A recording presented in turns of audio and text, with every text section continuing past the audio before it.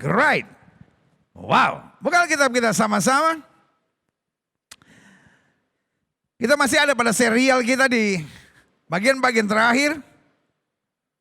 2 minggu lagi kita akan selesaikan 33 tugas gereja di akhir zaman. Dan bukan hanya kita tahu tugasnya. Doa saya, setelah kembali lihat catatan saudara. Nah kalau saudara nggak sempat buat catatan, saudara bisa kembali lihat di tayangan kita di YouTube channel ini. Itu indahnya ibadah online, saudara. You can't miss it. Kalau ibadah on site, ketika saudara lupa khotbah pendeta minggu lalu, dan saudara nggak catat, very hard to find. Tapi sekarang saudara bisa lihat lagi, karena masih ada tinggal di sini, di channel ini, saudara. Iya kan? You know what I mean, right? Karena sekarang kita bukan hanya perlu tahu, tapi kita perlu hidup di dalamnya. Karena ini tugas. Dan saya harap kita betul-betul dapat menjalani tugas gereja di akhir zaman. Karena setelah pembahasan ini kita masuk bulan Desember, bulan Natal, bulan damai, bulan kemenangan, bulan kemuliaan Tuhan. Kita mulai masuk pada serial khotbah yang baru. Kita masuk pada pembahasan 33 hal penting tentang penginjilan. Karena saya mau setiap saudara menginjil. Saya mau setiap saudara memahami amanat agung Kristus, pergi. Beritakan Injil. Kabarkan Injil kepada setiap makhluk. Urusan apakah mereka mau percaya atau tidak mau percaya, itu dua hal yang berbeda. Alkitab tidak pernah suruh kita kekristenkan orang. Saya mengerti sebagian saudara akan berkata, wah ini kristenisasi. No. Yesus tidak pernah bilang suruh kristenisasi. Kristenkan mereka. No. Yesus cuma bilang kabarkan Injil. Apa itu Injil? Dalam bahasa Yunani jelas, Injil adalah evangelion, kabar baik. Yesus bicara tentang kabar baik. Menyembuhkan yang sakit. Mencelikan mata yang buta. Melepaskan yang terikat, melepaskan yang terbelenggu, memberi pengharapan. Memberi makan buat yang lapar, memberi minum buat yang haus. Memberi pakaian buat yang telanjang, dan mengunjungi mereka yang di penjara dan yang ada dalam rumah sakit. Itu jelas Alkitab bilang. Itulah evangelion. Jadi berita Injil bukan menghina, berita Injil bukan menjelekkan, berita Injil bukan menjatuhkan, berita Injil bukan mengkafir-kafirkan. Iya kan? Tapi berita Injil memberi pengharapan, memberi solusi. Bahasa saya bilang, penginjilan yang konstruktif. Iya kan?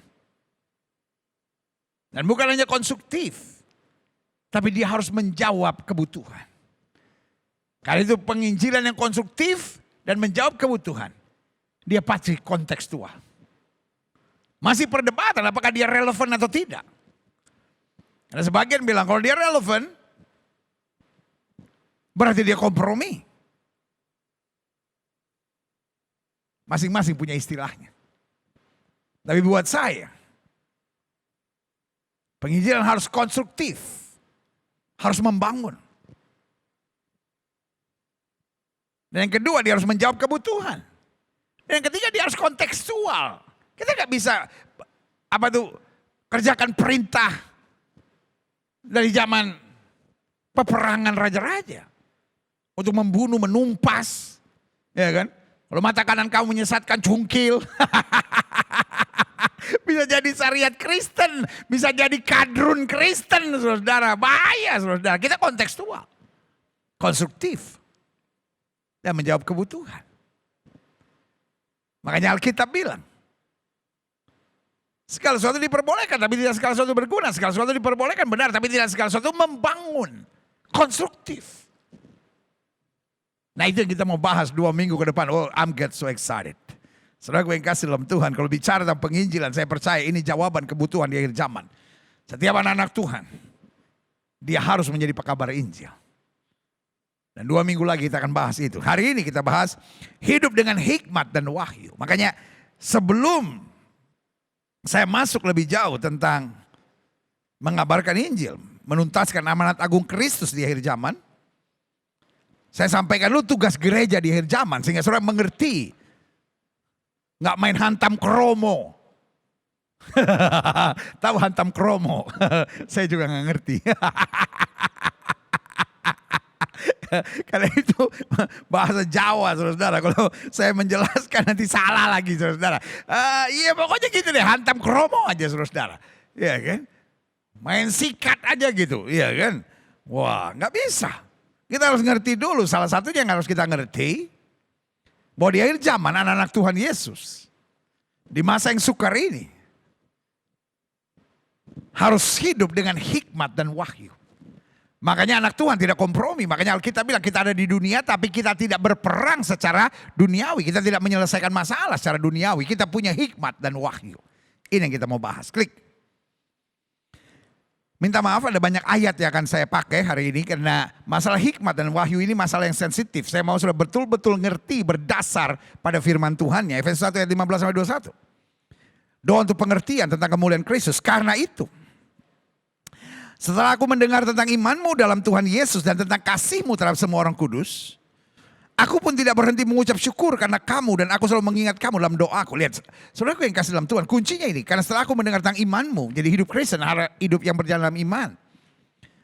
Dan tentang kasihmu terhadap semua orang kudus. Jadi setelah kita hidup dalam iman, iman dibuktikan dengan apa? Kasih.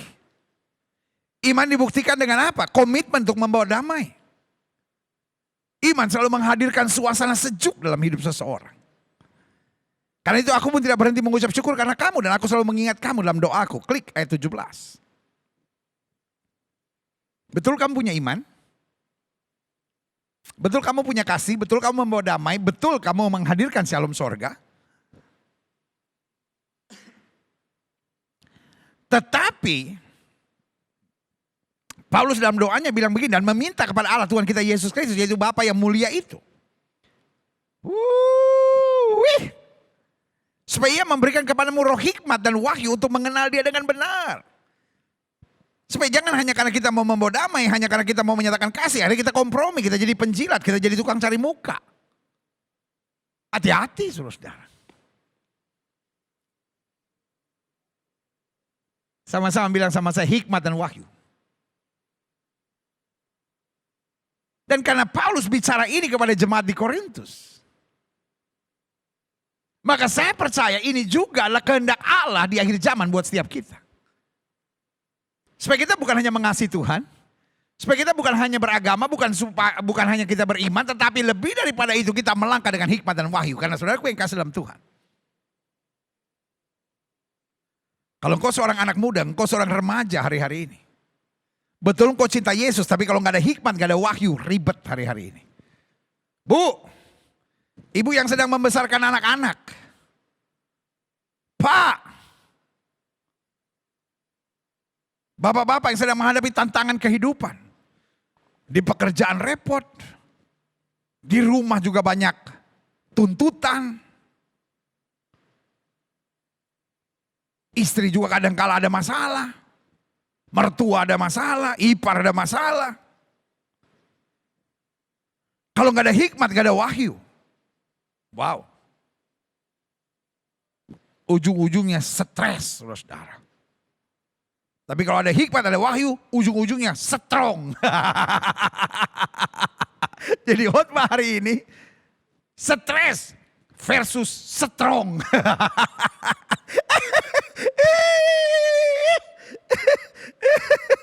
Karena saudaraku yang kasih dalam Tuhan. Dunia hari-hari makin banyak orang depression. Dunia hari-hari ini masih makin banyak orang anxiety. Dunia hari-hari ini makin banyak orang kena panic attack.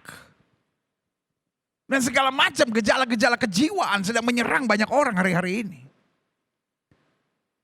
Dan sebagian sudah berkata, ya sekedar doa aja gak cukup, I know. Karena bukan cuma doa sudah cukup, sudah butuhkan. Tapi yang sudah butuh hikmat dan wahyu. Jadi buat saudara-saudara yang sedang mengalami gangguan kejiwaan. Buat saudara-saudara yang sedang depression. Buat saudara-saudara yang sedang merasa schizophrenia. Buat saudara-saudara yang sedang merasa seperti ada panic attack dalam hidup saudara. Saudara-saudara yang seperti ada perasaan suicidal. Perasaan mau bunuh diri terus menerus. Sebagai hamba Allah saya hanya mau ingatkan. Itu adalah ikatan yang membelenggu saudara. Jadi ini setan, saya nggak mau tahu itu setan atau apa, pokoknya ikatan. Dan bagaimana keluar dari situ? Kita butuh hikmat dan wahyu. Para bisnismen, engkau butuh hikmat dan wahyu. Para pejabat, engkau butuh hikmat dan wahyu. Ibu-ibu, engkau butuh hikmat dan wahyu. Saudara yang gaji suami semakin berkurang, engkau butuh hikmat dan wahyu. Bagaimana uang sedikit, tapi bisa engkau atur supaya semuanya tetap tercukupi. Ya nggak bisa itu pendeta. Itu dia, engkau menutup karya Tuhan. Engkau selalu bilang tidak bisa, tidak bisa. Hikmat dan wahyu. Kita akan menuntun. Orang yang nggak punya hikmat, orang yang nggak punya wahyu, ujung-ujungnya berkata nggak bisa. Tapi orang yang punya hikmat dan punya wahyu akan selalu berkata, aku cakap menanggung segala perkara dalam Kristus yang memberi kekuatan kepadaku. Haleluya. Makanya doa Paulus kepada jemaat Tuhan di Korintus bukan supaya sekedar mereka kaya, supaya mereka pintar, mereka hebat, dan meminta kepada Allah Tuhan kita Yesus Kristus, yaitu Bapa yang mulia, supaya Ia memberikan kepadamu roh hikmat dan wahyu untuk mengenal Dia dengan benar, sehingga engkau melangkah dengan tepat, engkau berjalan di jalan yang berkenan kepada Tuhan. Haleluya. Ayat 18. Apa akibat dari hikmat dan wahyu ini? Dia bukan hanya membuat kita mengenal Dia dengan benar, tapi selanjutnya ayat 18 bilang, dan supaya Ia menjadikan mata hatimu terang. Jelas ya? Kenapa Paulus minta hikmat dan wahyu? Yang pertama, agar kita dapat mengenal Dia dengan benar. Dapat mengenal jalan Tuhan, tuntunan Tuhan, rencana Tuhan, kehendak Tuhan. Supaya kita tahu apa yang boleh, apa yang tidak boleh, apa yang benar, apa yang tidak benar. Apa yang berkenan kepada Tuhan, apa yang tidak berkenan kepada Tuhan. Apa yang mendewasakan iman kita, dan apa yang justru menghancurkan iman kita. Tapi ayat yang ke-18 juga, supaya Ia menjadikan mata hatimu terang. Ada banyak orang mata gelap, saudara. Diomongin orang mata gelap, difitnah orang mata gelap. Suaminya salah, mata gelap. Istrinya salah, mata gelap. Saudara, karena mata gelap, akhirnya apa yang terjadi? Punya perempuan lain. Melarikan diri dengan narkoba, melarikan diri ke bar. Kampungan sikap seperti itu. Itu orang-orang yang matanya gelap, saudara. Dibutakan oleh ilah zaman ini. Udah gak usah ngotot.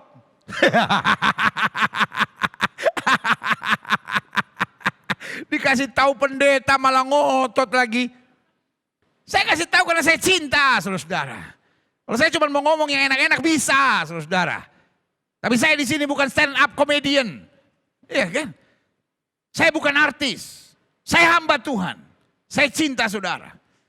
Yang saya rindu bukan melihat saudara bahagia, yang saya rindu melihat saudara diubahkan Tuhan dan mengalami kemuliaan Tuhan yang luar biasa. Haleluya. Jangan ngotot. Pendeta kasih tahu malah ngotot. Saya pindah sana. Gilbert yang emosi, bukan emosi. Saya mau saudara-saudara mengalami lawatan dan kedahsyatan Tuhan. Haleluya. Ayo lanjut. Ya kan? Supaya menjadikan mata hatimu terang. Ada banyak anak-anak muda mata hatinya gelap. Belum menikah udah raba-rabaan. Apa itu? Pacaran, kirim gambar-gambar cabul. Paksa kekasihnya untuk kirim gambar-gambar yang saling merangsang satu sama lainnya. Roh setan yang menguasai saudara. Adik-adik muda, mata hatimu jangan gelap. Kalau pacarmu ajak engkau yang aneh-aneh, langsung ketik WA-nya dia bilang putus. Sampai di sini kisah kita, jangan kau tangisi keadaannya karena kita sudah berbeda. Nanti kalau pacar sudah marah dia bilang, kok gitu? Bilang Gilbert yang suruh. Nanti kalau ditanya apa hubunganmu sama Gilbert, dia gembala gue. Selesai. Ya kan? Kalau dia mau marah sama saya datang sini, gua tolak dalam nama Yesus. Gua tengking roh jahat dalam hidupnya, roh jinah itu. Karena kita butuh hati yang terang. Pejabat-pejabat butuh mata hati yang terang. Polisi-polisi, tentara-tentara, anggota DPR, kaum politisi di bangsa ini. Kenapa korupsi? Kenapa rakus gaya hidupnya? Jawaban saya sederhana, karena mata hatinya gelap, saudara-saudara. Kenapa kita perlu mata hati yang terang? Agar kamu mengerti Pengharapan apakah yang terkandung dalam panggilannya? Betapa kaya kemuliaan bagian ditentukan bagi orang kudus. Kita bukan orang-orang menderita, tapi kita adalah orang-orang yang kaya. Kaya sukacita, kaya damai, kaya kemenangan, kaya semangat, kaya jaminan kekal yang Tuhan sediakan buat kita. Tapi orang kalau nggak mengalami hikmat dan wahyu, mata hatinya gelap sehingga dia lihat hidupnya sengsara, hidupnya susah. Semua orang ngecewain dia, semua orang begini, semua orang begini. Tapi orang kalau mengalami hikmat dan wahyu, dia menyadari betapa kayanya. Bagian ditentukan baginya karena sudah dijamin dan dimeteraikan oleh kuasa Roh Kudus. Haleluya. Selanjutnya, orang yang menerima hikmat dan wahyu, dia menyadari betapa hebat kuasanya bagi kita yang percaya sesuai dengan kekuatan kuasanya. Jadi gak pernah gentar, gak pernah takut. Karena roh yang di dalam kita lebih besar dari roh yang dalam dunia ini. Makanya betapa hebat kuasanya bagi kita yang percaya. Sesuai dengan kekuatan kuasa yang dikerjakan dalam Kristus. Dengan membangkitkan dia, membangkitkan Kristus. Membangkitkan dia dari antara orang mati dan mendudukkan dia di sebelah kanannya di sorga. Haleluya. Jauh lebih tinggi dari segala pemerintah dan penguasa dan kekuasaan dan kerajaan dan tiap-tiap nama yang dapat disebut. Bukan hanya di dunia ini saja, melainkan juga di dunia yang akan datang. Artinya segala kuasa di tangannya. Masa hanya gara-gara COVID akhirnya kita hidup paranoid. Masa hanya karena badai kehidupan segala kuasa tunduk pada Yesus. Apapun yang Yesus mau pasti jadi, apapun yang Yesus tidak mau tidak akan pernah jadi. Haleluya. Lihat selanjutnya. Mazmur 111 ayat 10. Bagaimana dapat hikmat? Mazmur 111 ayat 10 menjelaskannya, permulaan hikmat adalah takut akan Tuhan. Semua orang yang melakukannya berakal budi yang baik. Puji-pujian kepada tetap untuk selamanya. Lihat kan, orang kalau punya hikmat, bagaimana dapatnya? Takut akan Tuhan. Tapi kalau kita punya hikmat itu akhirnya apa? Kita melakukannya selalu dengan akal budi yang baik. Pengetahuan yang benar kalau kata lagu tadi. Ajarkan aku kebijaksanaan dan pengetahuan yang baik. Sebab ku percaya padamu. Ya, akal budi yang baik. Bukan akal budi yang emosian, yang mau menang sendiri, yang kepala batu, yang egois. Yang akhirnya suka menekan, arogan. Tapi orang kalau punya hikmat selalu dia berpikir bagaimana orang lain diberkati, orang lain dikuatkan, orang lain tertolong. Kita lihat selanjutnya. Puji-pujian kepadanya tetap untuk selamanya.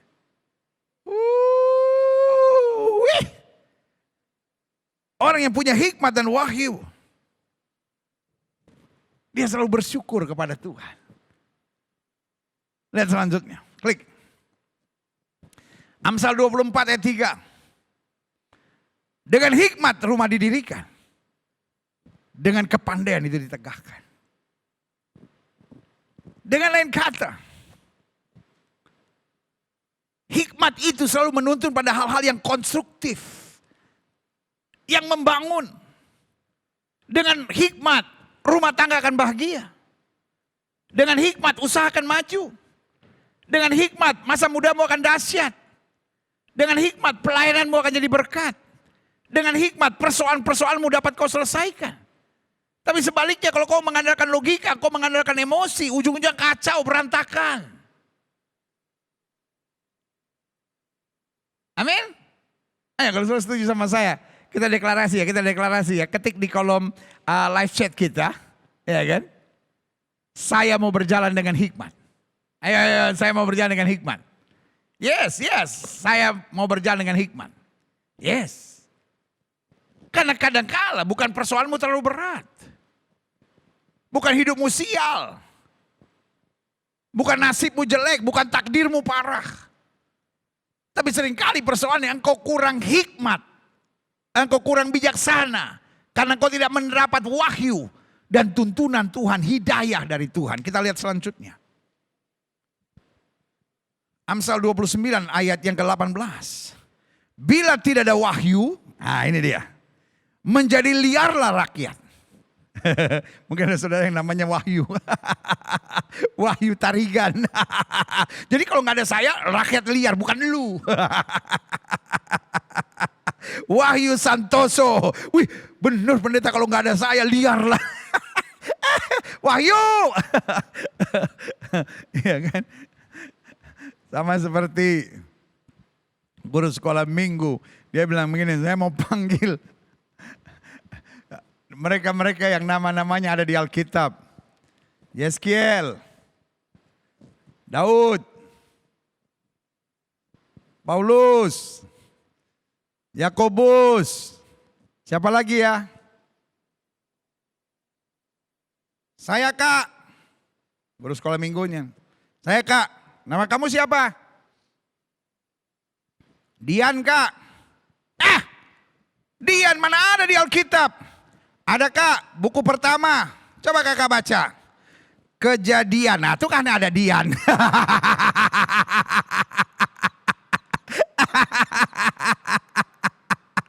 Dian, lu main paksa aja. Berbahagialah orang yang namanya Dian. Karena ada dalam Alkitab buku pertama. Kejadian. Saya punya nama juga ada, pendeta Ima. Imamat. Orang Betawi lebih banyak lagi dong. Ada di Alkitab namanya Mamat. Bila tidak ada wahyu, bila tidak ada pewahyuan, menjadi liarlah rakyat. Berbahagialah orang yang berpegang pada hukum. Artinya apa? Kalau ada hikmat, kalau ada wahyu, kita tidak melanggar hukum. Kita menjadi orang yang teratur. Kita jadi orang yang dengar-dengaran, kita jadi orang yang mau dinasehati. Klik selanjutnya. Seperti saya sudah bilang, minta maaf. Saya sengaja pakai banyak ayat. Supaya saudara ngerti masalah hikmat dan wahyu ini. Betul jarang dikupas dalam gereja. Betul jarang dikotbahkan.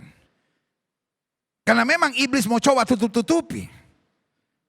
Karena meskipun kau punya iman, tapi kalau kau tidak berjalan dalam hikmat, kau tidak berjalan dalam wahyu, engkau bisa liar, saudara. Makanya kadang-kadang kita bingung, kok ini orang Kristen tapi kok korupsi ya, ini orang Kristen ya, tapi kok berselingkuh ya, ini orang Kristen, ya habis kepepet, habis situasinya begini, habis begini, oh punya 1001 alasan. Kenapa? Intinya gak ada hikmat dan gak ada wahyu. Karena hikmat dan wahyu itu, saya beri nama rel untuk mengarahkan kita pada jalan dan tujuan yang Tuhan siapkan buat kita. Makanya minta maaf, saya akan baca banyak ayat supaya saudara ngerti betul tentang kebenaran ini. Yakobus 1 ayat 5. Jadi lengkap ya, baik di perjanjian lama maupun di perjanjian baru. Hikmat dan wahyu ini sangat ditekankan. Jadi jangan saudara pikir, oh kalau hikmat mah cuma Amsal dan Mazmur yang bicara. No, seluruhnya dalam Alkitab. Bicara tentang hikmat, bicara tentang wahyu, bahkan perjanjian lama, perjanjian baru. Tetapi apabila di antara kamu ada yang kekurangan hikmat, hendaklah ia memintakannya kepada Allah. Jadi artinya gini, kalau kita kekurangan hikmat, jangan merasa, oh mungkin memang saya orangnya begini gitu, beda sama yang lain. Mungkin yang lain ada punya panggilan roh Salomo atas hidupnya, tapi saya mungkin jauh kali ya kan. Saya mungkin punya roh Herodes. No. Karena Alkitab bilang apabila di antara kamu ada kekurangan hikmat, hendaklah ia memintakannya kepada Allah. Hikmat beda dengan kepintaran. Kepintaran didapat di bangku sekolah. Tapi hikmat kita dapat di bawah kaki Tuhan. Apabila di antara kamu ada kekurangan hikmat, hendaklah ia memintakan pada Allah yang memberikan kepada semua orang. Tanpa terkecuali, baru bertobat kek, puluhan tahun bertobat kek, muda kek, tua kek, kaya kek, miskin kek, pintar kek, biasa kek, ganteng kek, pas-pasan ya kan. Dikatakan apabila di antara kamu ada kekurangan hikmat, hendaklah ia memintakan pada Allah yang memberikan pada semua orang dengan murah hati. Artinya tidak hitung-hitungan, dia berikan dengan murah hati dan dengan tidak membangkit-bangkit. Maka hal itu akan diberikan kepadanya, minta. If we lack of wisdom, As. Kalau kita kekurangan hikmat, jangan stres. Jangan hakimi diri saudara sendiri.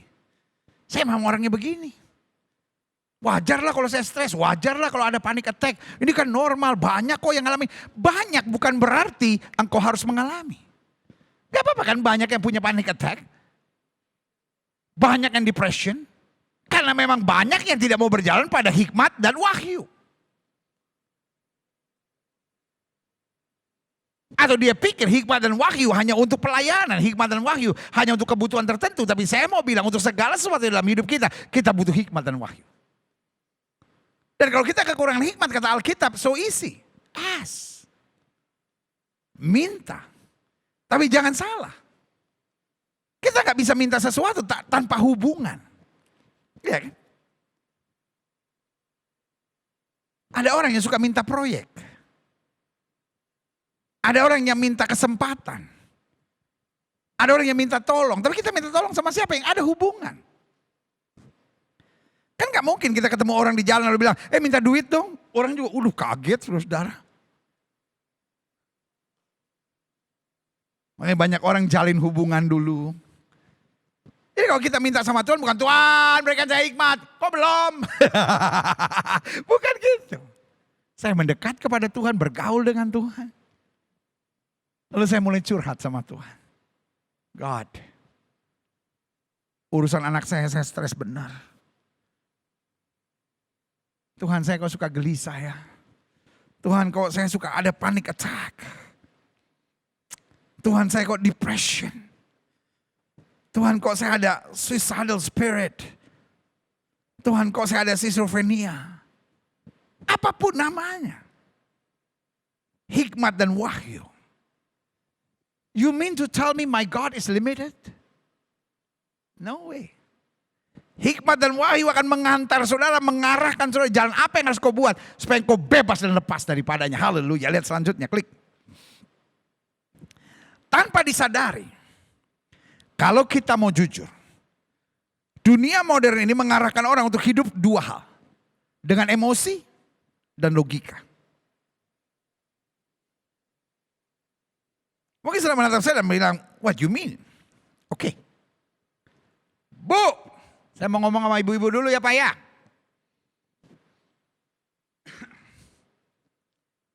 Kenapa ibu bilang film India ini bagus?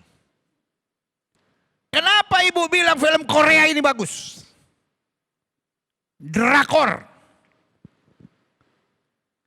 Kenapa ibu bilang drama Turki ini seru? Kalau di Israel, ibu-ibu tergila-gila sama drama Turki, ya kan? Pernah masuk juga sih di Indonesia dan sempat lumayan juga tuh drama Turki, tapi nggak terlalu booming. Kalau di Indonesia tuh paling booming drakor sama drain, drama Korea sama drama India, saudara-saudara. Sekali-sekali drama Jepang juga seru, sekali-sekali drama Cina juga. Dan kenapa ibu bilang bagus bu? Kenapa ibu tergila-gila sama tuh drakor, sama dracin, ya kan? Drama Cina, drama Korea, drama India. Kenapa bu? Iya habis gimana pendeta? Kadang-kadang saya sampai nangis. Dikibulin film loh bu. Iya kan? Pak, sekarang bapak-bapak nih. Kenapa film-film action tertentu? Engkau bisa tergila-gila. Karena emosi terlibat di dalamnya. Waduh, sikat hajar. Ya, kan? Game-game sekarang. Beda sama game waktu saya kecil, saudara. Mario. Zaman saya cuma ada dua, Mario sama itu Tetris.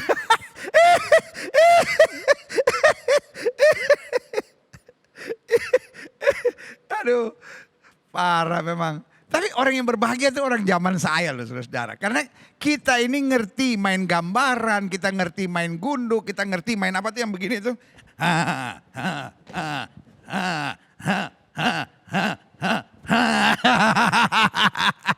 Masih ingat walaupun gak ada kotaknya ya kan. Zaman kita dulu kita kan masih ngerti gobak sodor. Galasin. Terus cewek-cewek main karet gitu ya kan.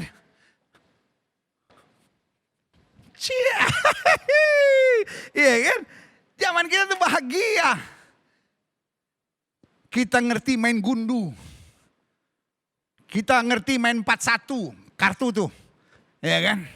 Kita ngerti main gaple. Tapi kita juga ngerti main congklak.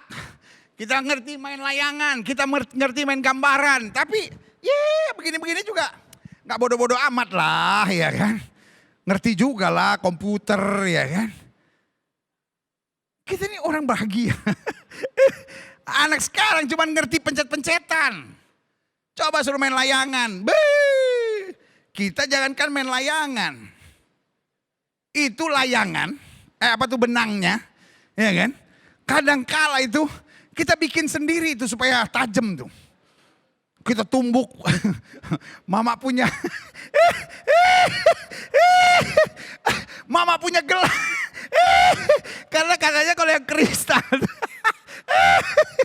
katanya lebih tajam tuh. Iya kan? Waduh, kan ada benang kenur, ada benang tajam tuh. Waduh, udah tuh. Kita beli yang rainbow, ya kan? Terus kita mulai itu tumbuk. Kita lihat, wah ini mama punya gelas bagus nih. Ya kan? Tiba-tiba mama cari, kemana gelas? Tahu mak. Kita main layangan sambil berdosa, nih mama punya gelas. Ih, kalau pakai yang itu kan kita sambung tuh. Kita sambung bos. Yang kita tarik tuh kenur. Depannya baru yang tajeman tuh. Iya kan? Tapi kalau udah terlalu dekat kadang-kala kebelek juga. Kita masih ngerti yang kayak gitu-gituan. Bikin tali kama masih bisa. Coba anak sekarang suruh tali kama. Jangankan bikin tali kama. Tanya, tali kama ngerti gak lo? Hah? Tali kama untuk ikat mayat ya mak.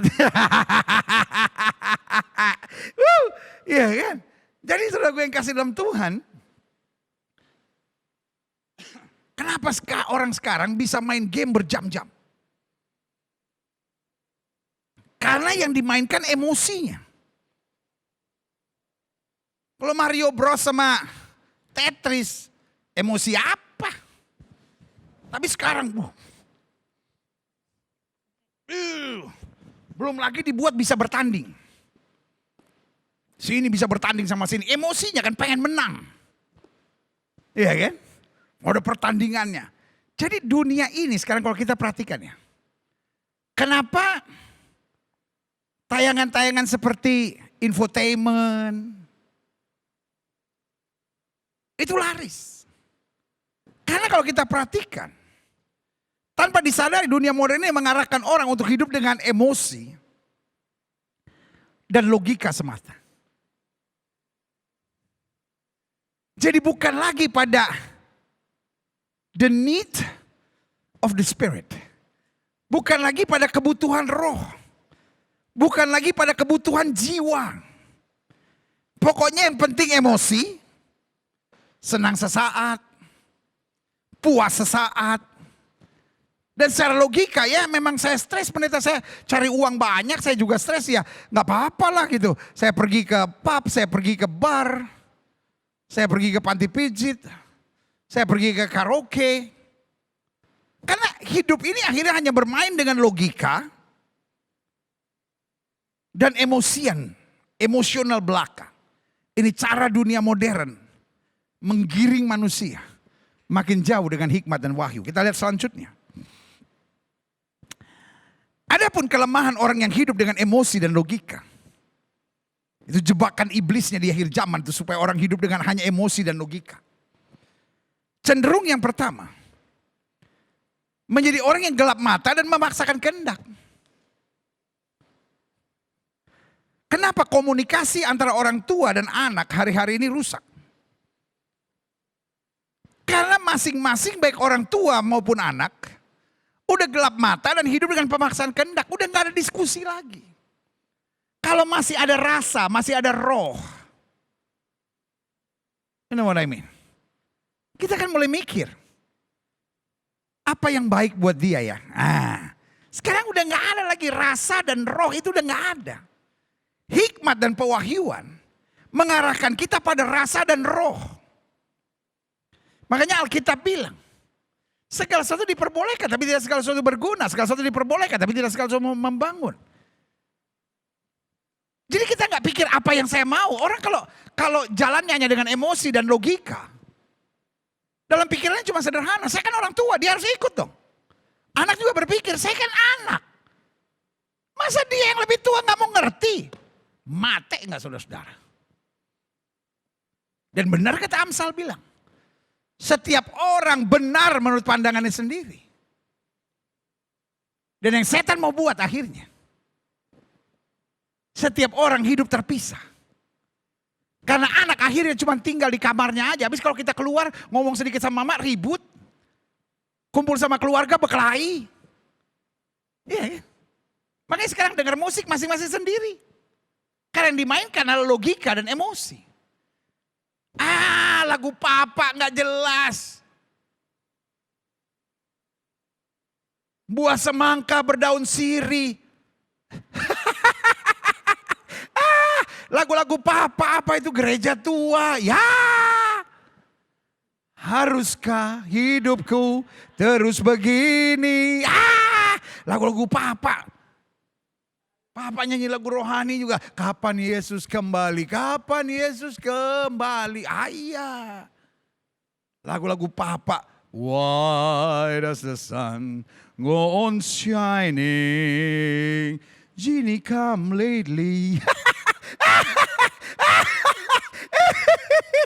Sekarang zamannya udah to the bone. Nah bayangin tuh, to the bone saudara, bayangin. Udah sampai ke tulang.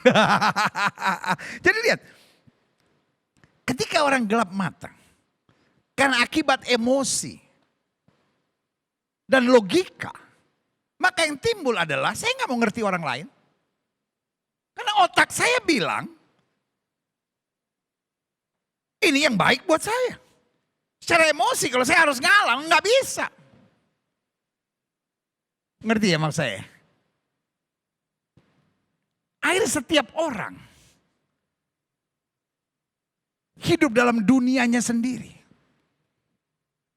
Dia tidak otis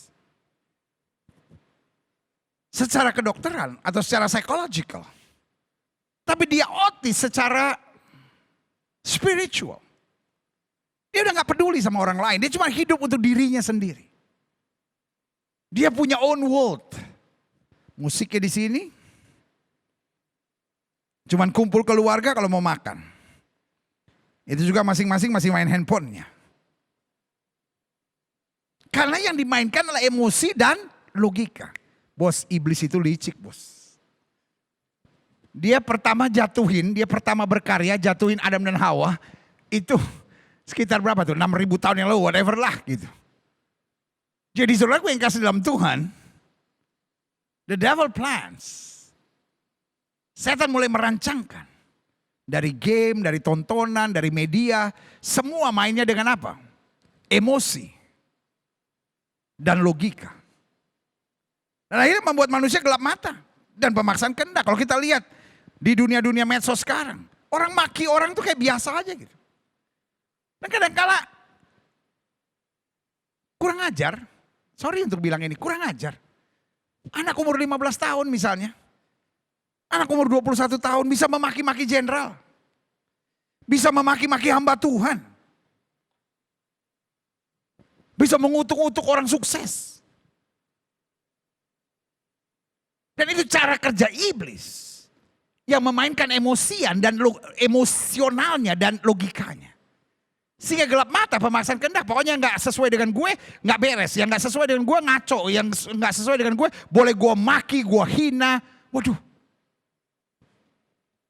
Bukankah ini cara kerja iblis saudara? Kita harus kembali pada hikmat dan wahyu. Yang kedua. Kelemahan orang yang hidup dengan emosi dan logika cenderung apa? Transaksional. Waduh. Atau bahasa modernnya sekarang bilang wanipiro. Dan akhirnya itu berlaku dengan iman. Tuhan, aku mau melayanimu supaya hidupku diberkati. Waduh. Selama iman kita iman transaksional. Sorry pakai istilah ini. Saya menyebut sudah penjahat di ladang Tuhan. Pak, kalau cintamu kepada istri transaksional. Kalau istri saya baik, saya akan cinta dia, saya akan hargai dia, saya akan buat dia bahagia. Tapi kalau dia cerewet begitu, sensi begitu, ini masih banyak wanita lain yang membutuhkan saya. Najis Pak. Saya beri nama, hanya orang-orang yang berjiwa penjahat. Yang hitungannya transaksional. Itu sama seperti debt collector saya beri nama. Saya tagih dari dia. Karena tagihnya 10 miliar. Bayar saya 1 miliar. Transaksional. Dan orang seperti itu saya beri nama bukan manusia. Orang-orang seperti itu saya beri nama debt collector, saudara. Sorry pakai istilah ini. Saya bukan bilang debt collector bukan manusia. Tapi yang saya mau bilang orang-orang yang melayani, orang-orang yang mencintai, orang-orang dalam keluarga. Kalau otaknya transaksional. Dia bukan berjiwa manusia. Dia berjiwa debt collector, saudara. Karena yang saya tagih cuma 10 juta. Saya oke dengan bayaran 500 ribu. Padahal sebetulnya saya kerja dengan porsi yang sama. Cuma tergantung tagihan saya. Ini yang saya sebut transaksional kan. Kenapa saya bayar per puluhan? Supaya saya diberkati. Selama suami saya masih punya kerjaan yang baik, yang bagus, yang baik, saya menghormatinya. Tapi suami saya dirumahkan pendeta. Terus saya mesti tunduk sama dia. Duit aja gak dapat. Enak aja. Kebetulan ada mantan saya yang sekarang sudah duda. Dia tinggal mati sama istrinya. Kasihan saya.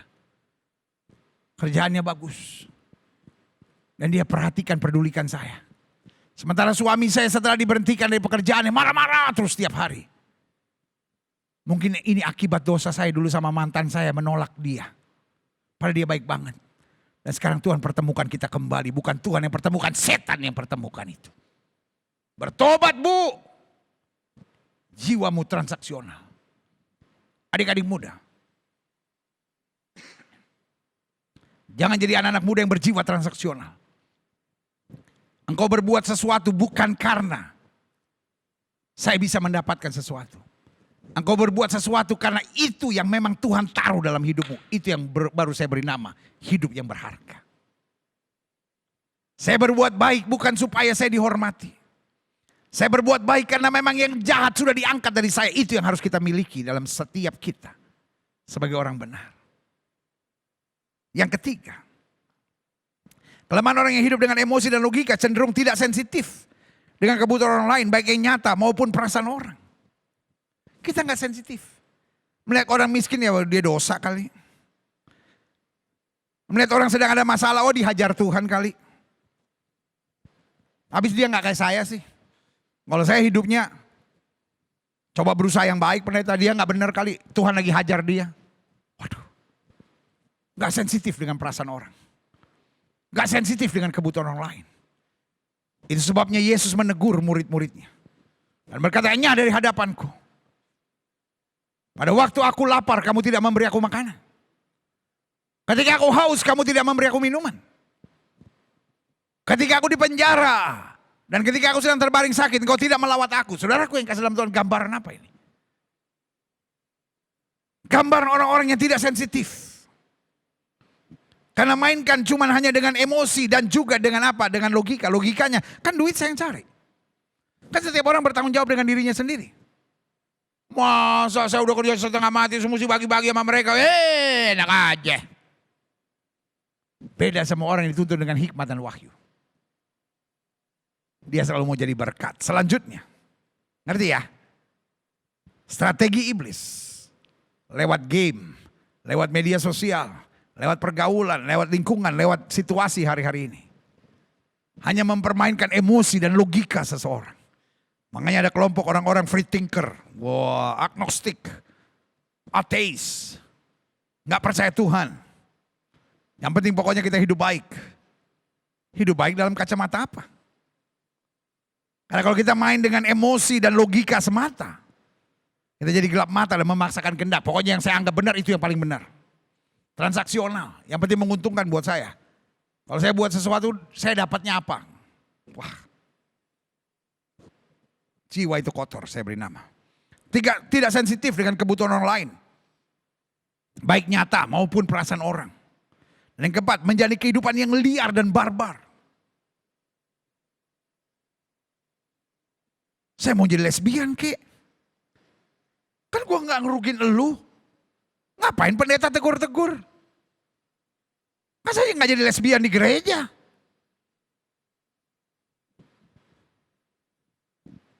Saya mau lakukan hubungan seks trisam kek. Saya mau lakukan hubungan seks apa kek modelnya. Saya mau hidup dengan seks bebas kek. Saya mau hidup dengan narkoba kek. Terus urusannya apa? Kan bukan barang lu yang gue pakai. Kan gue gak ngerusak lu. Kita memang punya komunitas sendiri kok. Liar dan barbar hidup. Kalaupun saya bicara hari ini karena saya tidak mau kau ada di neraka. Terus urusannya apa? Kalau saya di neraka itu pendeta apa? Saya harus kasih tahu. Karena saya pendeta. Saya terikat pada perjanjian saya dengan Tuhan. Dan perjanjian saya dengan Tuhan adalah, kalau ada seorang hidup dalam dosa, saya tidak memberitahu, lalu dia masuk neraka, darah saya harus mempertanggungjawabkannya di hadapan Tuhan. Tapi kalau orang hidup dalam dosa, saya sudah beritahu, tapi dia menolaknya, saya bebas dari tanggungan itu. Karena itu, sebagai bentuk kasih saya kepada Tuhan, bentuk komitmen dan perjanjian saya kepada Tuhan, dan cinta saya kepada setiap saudara, saya harus ngomong, jangan tertipu iblis. Iblis maunya kita hanya mainkan emosi. Habis saya suka, habis saya senang. Folks, kenapa Simpson seorang nasir Allah jatuh dengan seorang perempuan yang bernama Delila, matanya dicungkil, dia jadi bahan tertawaan tentara Filistin. You know why? Dia bilang sama bapaknya, ambil perempuan Filistin itu. Ayahnya bilang jangan. Karena Tuhan bilang tidak boleh. Kamu adalah nasir Allah. Rambutmu tidak pernah boleh dipotong. Dan engkau di kandungan ibu, engkau sudah dikuduskan. Saya tahu apa jawaban Simpson? Ambil dia bagiku sebab aku suka. Bahasa apa itu? Logika dan emosi. Apa logikanya? Loh kalau gue suka itu siapa yang mau larang? Apa emosionalnya? Ya kan gue suka. Tidak lagi ada wahyu. Tidak ada lagi hikmat. Padahal hikmat kan harusnya berpikir. Apa pikiran hikmat? Kan Tuhan bilang gak boleh. Hidup ini bukan soal saya suka atau gak suka. Hidup ini bukan sekedar soal saya untung atau tidak untung. Hidup ini bukan sekedar soal saya menikmati atau saya tidak menikmati. Hidup ini juga soal bos, apakah ini jadi berkat buat orang lain? Apakah ini berkenan di hadapan Tuhan? Apakah ini jadi berkat? Apakah lewat ini nama Tuhan dipermuliakan? Itu yang harus kita pikirkan. Itu yang dipikirkan oleh hikmat dan wahyu. Makanya ada 4 kelemahan serius dari orang-orang yang hidup dengan emosi dan logikanya. Yang pertama cenderung gelap mata dan pemaksaan kehendak. Pokoknya yang gua mau harus terjadi. Yang kedua transaksional. Yang ketiga tidak sensitif dengan kebutuhan orang lain baik yang nyata maupun perasaannya. Yang keempat menjalani kehidupan yang liar dan barbar.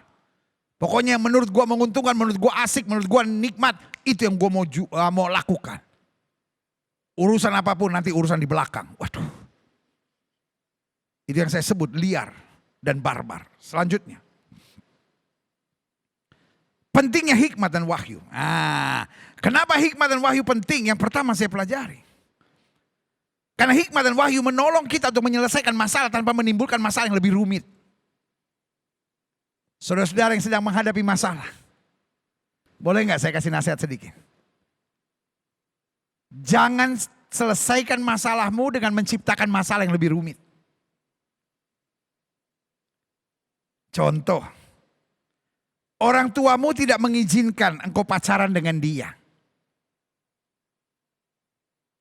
Lalu engkau berkata, udah kita kawin lari aja.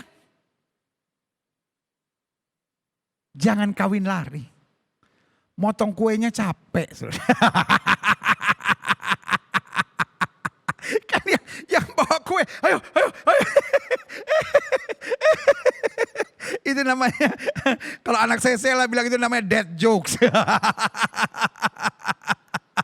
Jokesnya bapak-bapak, saudara, ya kan. Jangan kawin lari, potong kuenya capek. Kita kembali. Masa gini, orang tuamu tidak mengizinkan. Pasti orang tuamu punya dasar kan kenapa. Apakah dasarnya benar atau tidak ya itu kan nomor 2. Tapi kan dia punya dasar kenapa dia tidak menyetujui. Kan itu yang harus dijembatani. Didoakan. Lalu cari cara-caranya. Minta bimbingan. Kalau ini dari Tuhan pasti ada jalannya. Kalau bukan dari Tuhan gak usah dipaksakan. Tapi apa yang terjadi? Banyak orang menyelesaikan masalah dengan menciptakan masalah lebih rumit. Akhirnya mereka melakukan hubungan seks sebelum nikah. Lalu hamil. Nanti juga orang tua menyetujui. Mau menyetujui atau tidak, tapi akhirnya jadi rusak. Nggak sedikit yang begitu, akhirnya 2-3 tahun kemudian cerai, saudara. Ada yang saya tahu baru hanya beberapa bulan cerai, saudara. Karena dimulainya udah dengan dosa. Dimulainya dengan hikmat setan, saudara. Dan apapun yang dimulai dengan hikmat setan, ujung-ujungnya adalah kekacauan. Iya kan? Engkau ada masalah di rumah tangga. Jalan keluarnya apa? Cari hamba Tuhan. Cari psikiater, cari psikolog. Cari penasehat pernikahan. Cari orang yang lebih dewasa, yang dikenal oleh dua-duanya, yang dapat dihormati oleh dua-duanya untuk mengarahkan. Aku ada masalah dalam rumah tangga, mungkin terlalu lelah. Bahasa orang sekarang bilang mungkin kurang piknik, apalagi di masa pandemi gini kan kurang piknik. Cobalah ambil waktu. Ma, Pa, sama istri ngobrol. Kita ambil waktu yuk seminggu doa. Apa sih sebetulnya persoalan kita? Tapi ini apa yang terjadi? Ada masalah rumah tangga, lari ke perempuan lain. Curhat sama janda lain. Curhat sama duda. Curhat sama mantan. Curhat sama temen yang juga lagi ada masalah rumah tangganya. Kita sama-sama ya. Iya ya. Kalau gue suami gue yang gila. Lu bini lu yang gila. Kita cuma salah kawin. Terlambat ketemu. Najis, saudara. Omongan-omongan begitu kampungan buat saya, saudara. Liar. Itu yang setan pakai untuk kekacauan dalam banyak rumah tangga. Kalau lagi ada masalah, jangan cari masalah yang lebih berat lagi, saudara. Jangan selesaikan masalah dengan menciptakan masalah yang lebih menyakitkan kita. Kalau lagi ada masalah sama orang tua, lari ke narkoba, ya tambah rusak. Ya habis mama papa saya bercerai. Loh, kalau mama dan papa bercerai, doa, cari Tuhan. Pentingnya hikmat dan waktu, itu yang saya bilang. Kalau kita cuma main emosi dan logika, ujung-ujungnya kita menyelesaikan masalah dengan menciptakan masalah lebih berat lagi. Tapi hikmat dan wahyu akan menolong kita untuk menyelesaikan masalah tanpa menimbulkan masalah yang lebih rumit. Tapi kita dituntun untuk masuk dalam penyelesaian masalah. Yang kedua, pentingnya hikmat dan wahyu. Hikmat dan wahyu menolong kita untuk membuang kesombongan dan rasa benar sendiri yang seringkali menjadi penghambat kebesaran jiwa kita untuk siap menerima nasihat. Kenapa kita gak siap menerima nasihat? Kenapa kita gak siap untuk menerima tuntunan Tuhan? Karena kita sombong. Dan sombong ini yang membuat kita merasa benar sendiri. Sehingga yang salah selalu pasangan kita. Yang salah mereka bukan saya.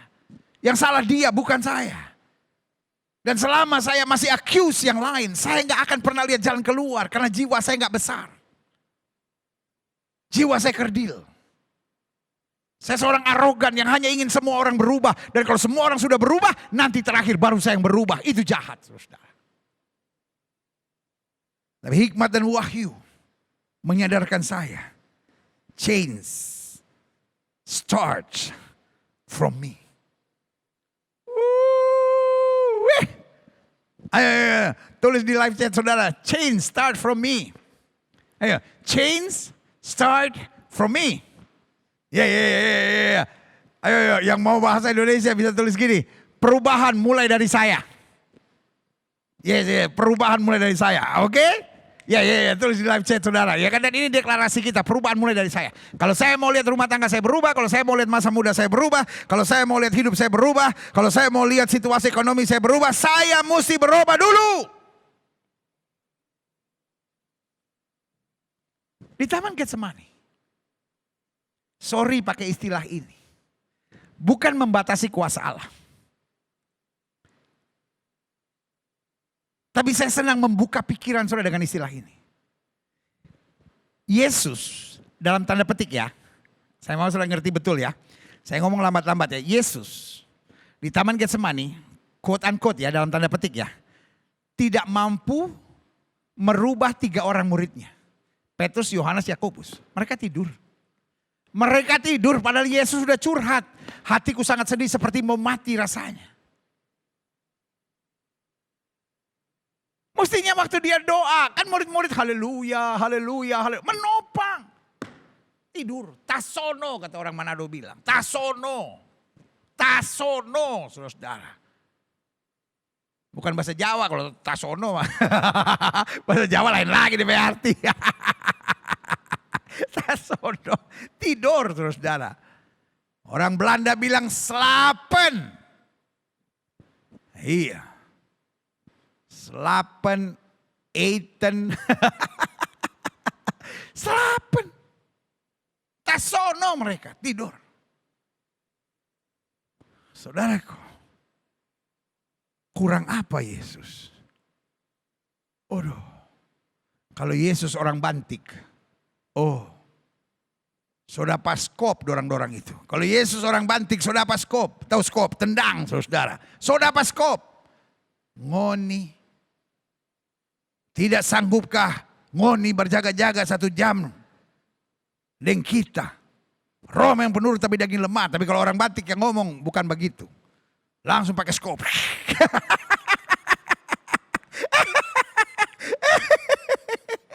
Iya kan?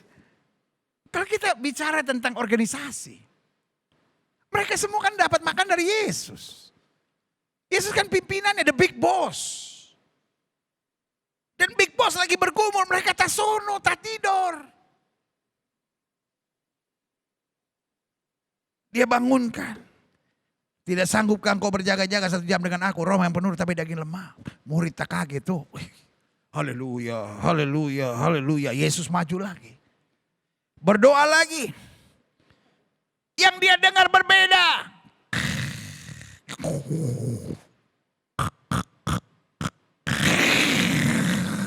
Ada yang roh macan, ada yang roh babi.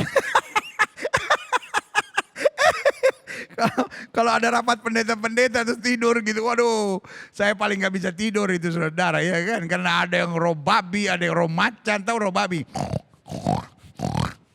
Roh macan. Karena ada yang ngoroknya itu teratur, ada yang ngoroknya gak teratur. Ngorok teratur tuh gini nih.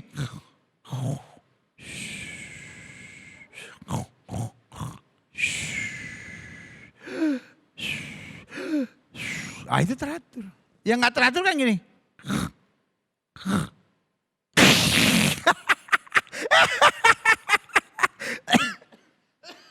Saya 1 kali 1 kamar sama yang berupa begitu. Oh iya, darah Yesus. Saya sampai tak lompat. Sampai tak lompat. Saudara. Darah Yesus. Oh, dalam nama Yesus. Kita masih baru lagi waktu itu jadi pendeta tuh. Langsung tak tengking dalam nama Yesus. Setan-setan roh jahat aku tolak keluar. Saya langsung kasih bangun. Kawan, sehatkah? Dia juga kaget. Haleluya, haleluya. Dia pikir doa pagi, saudara. Tapi itu yang saya bilang.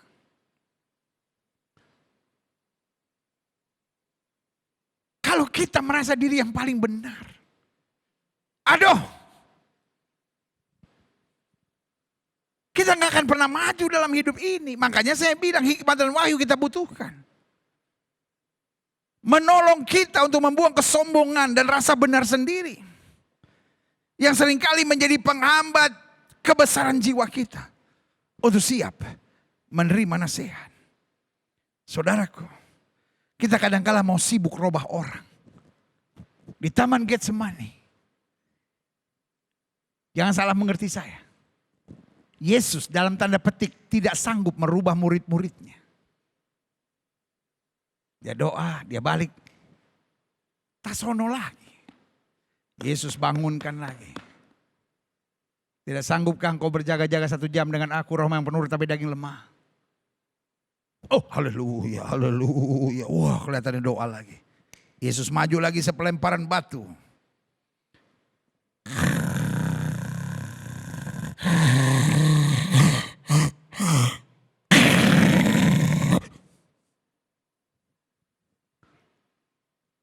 Yesus tidak sanggup merubah mereka.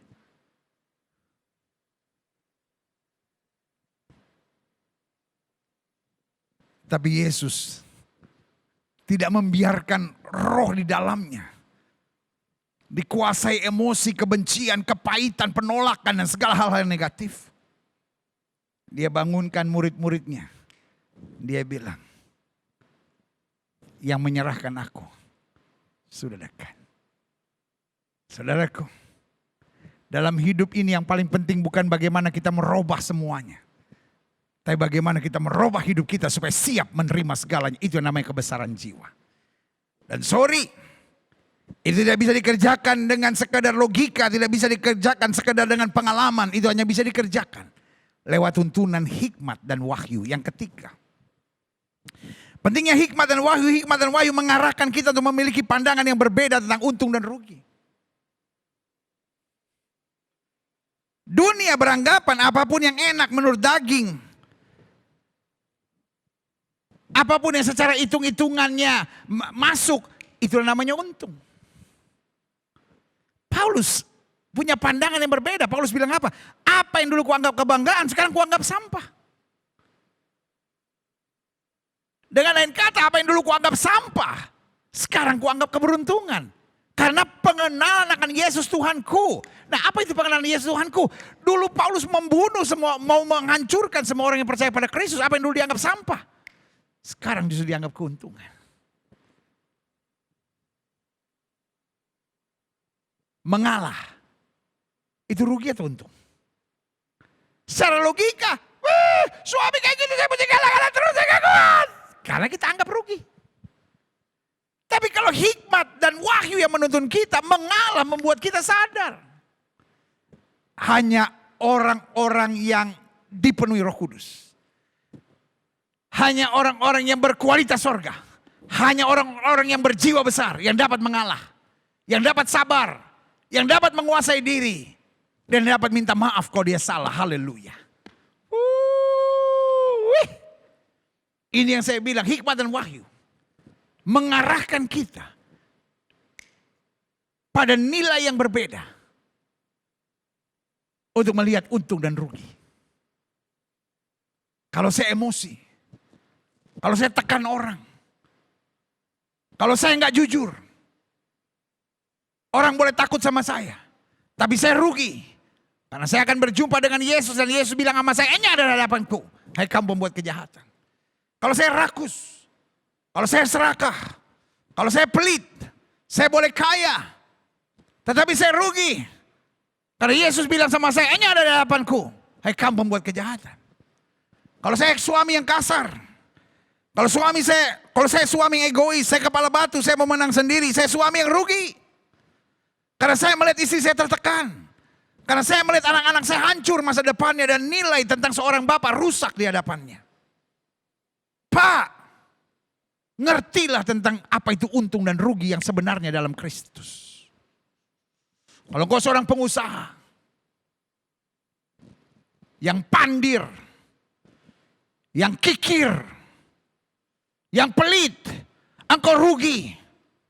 Karena anak-anak buahmu menangis dengan tetesan air mata darah. Tuhan, ini orang kaya kok pelitnya minta ampun.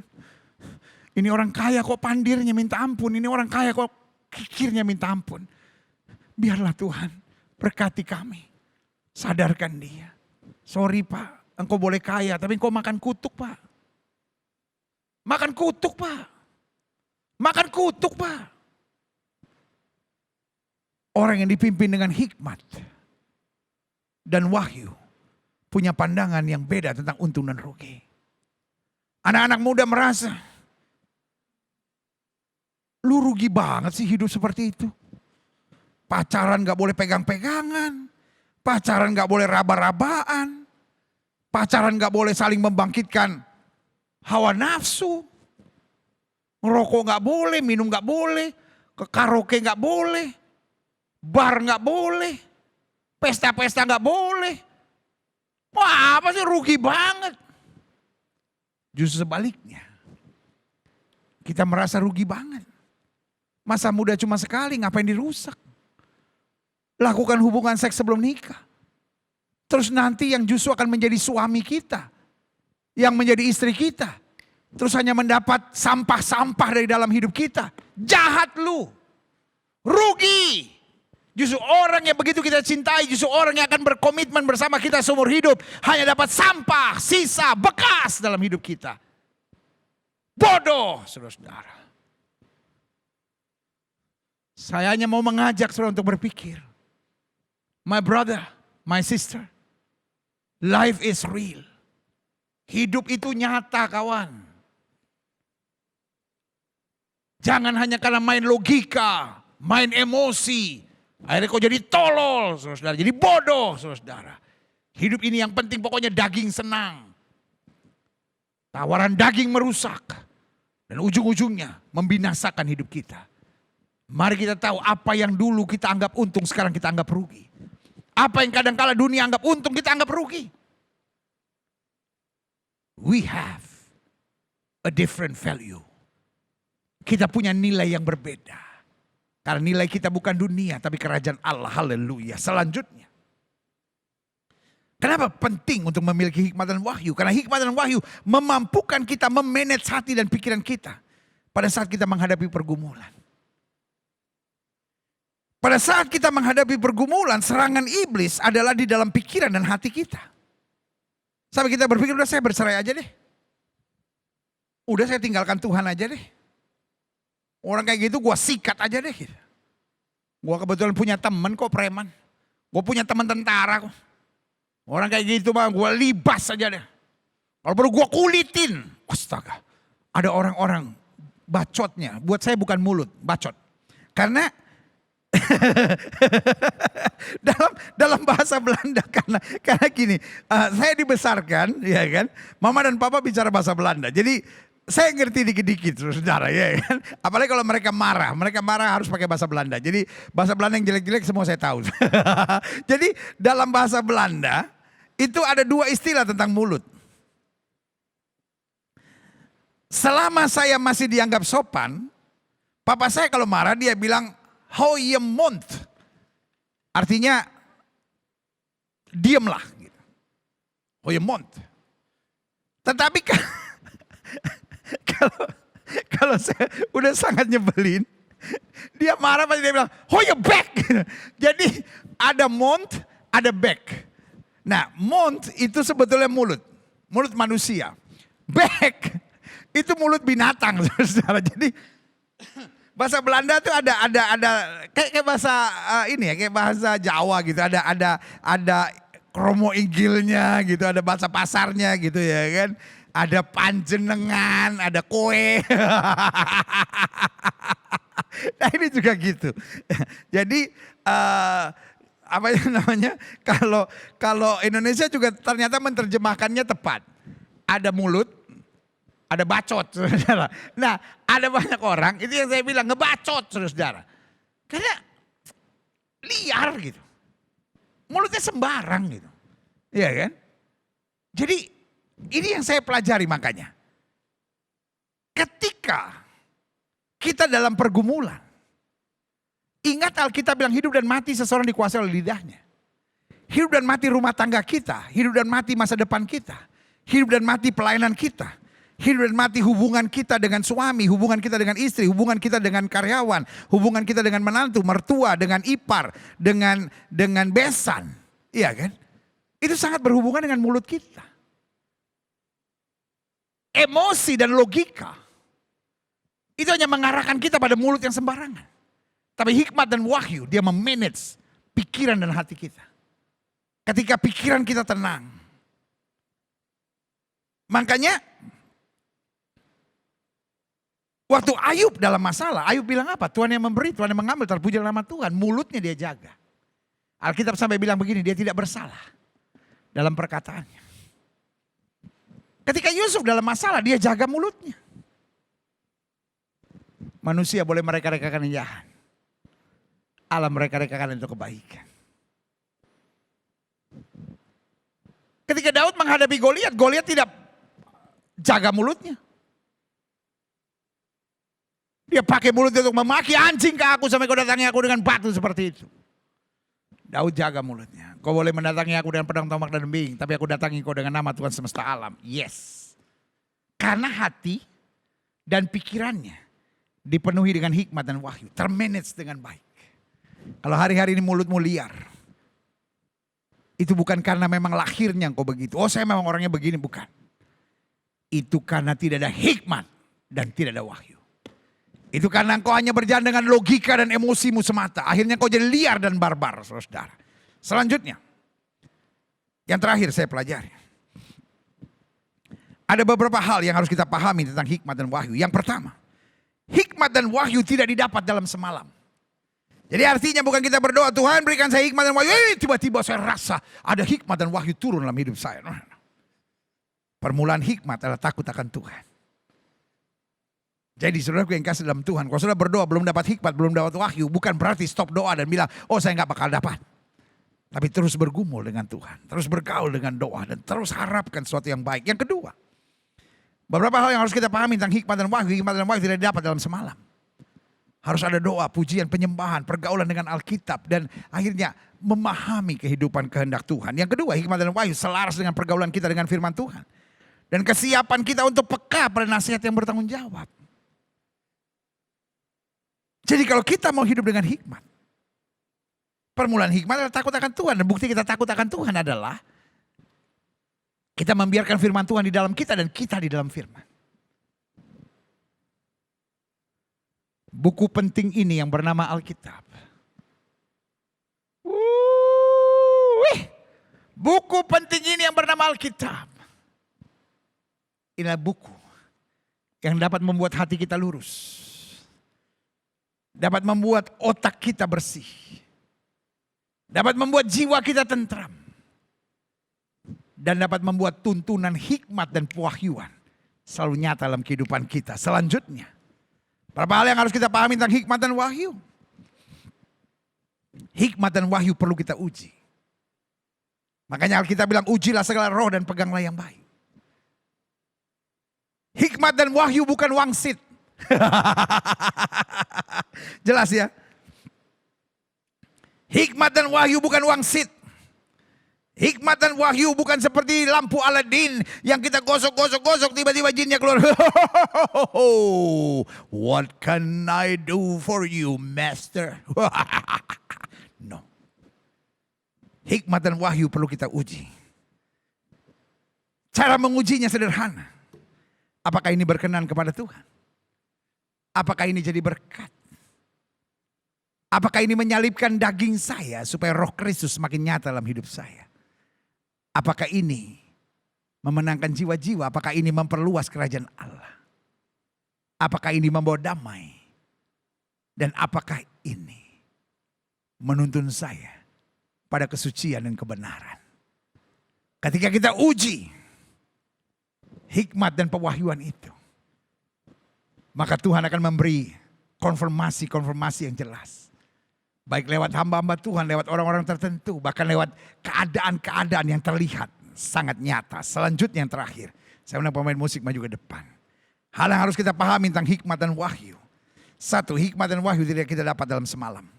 Yang kedua, hikmat dan wahyu selaras dengan pergaulan kita dengan firman Tuhan dan kesiapan kita untuk peka pada nasihat yang bertanggung jawab. Yang ketiga, hikmat dan wahyu perlu kita uji. Karena Alkitab bilang ujilah segala roh dan peganglah yang baik. Dan yang keempat, jadi ingat ya, hikmat dan wahyu bukan wangsit yang turun. Karena harus kita uji, harus kita doakan. Dengan beberapa pertanyaan sederhana yang tadi sudah saya sampaikan. Dan yang keempat, hikmat dan wahyu bisa diterima semua orang yang memang mau menghargai dan mencarinya. Karena Alkitab bilang, jangan buang mutiara ke mulut babi. Artinya, kalau kita mencarinya dengan sungguh-sungguh, Alkitab bilang minta maka padamu akan diberi. Ketuk maka bagimu pintu akan dibukakan. Cari maka engkau akan dapat. Alkitab bilang, barang siapa yang kekurangan hikmat, artinya dia sadar bahwa hikmat itu berarti. Hikmat itu berharga, hikmat itu yang dia butuhkan. Maka minta kepada Allah, dia memberi kepada semua orang. Artinya setiap orang targeted untuk menerima hikmat dan wahyu. Saudaraku yang saya kasihi dalam Tuhan Yesus. Jemaat yang saya banggakan dalam cinta Tuhan. Hari ini sebagai hamba Allah saya hanya mau ingatkan buat saudara. Saudara-saudara yang sedang menghadapi badai. Saudara-saudara yang sedang menghadapi kekecewaan. Saudara-saudara yang merasa kosong dalam hidup saudara. Ini waktunya minta hikmat.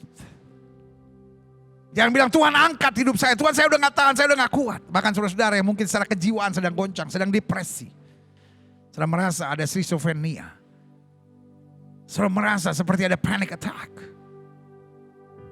Saudara merasa seperti ada anxiety dalam hidup saudara.